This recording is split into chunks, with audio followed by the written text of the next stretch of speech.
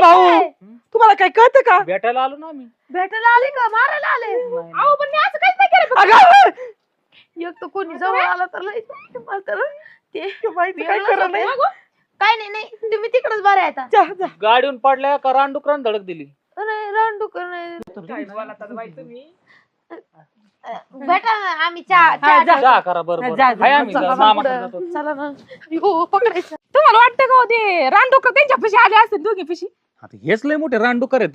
ते तर आहे म्हणायला. त्याचं आपलं त्याच्यापेक्षा डबल आहे. काय नाही नाही ती नाही तिकडे हिंडत राहणार ते. हा का?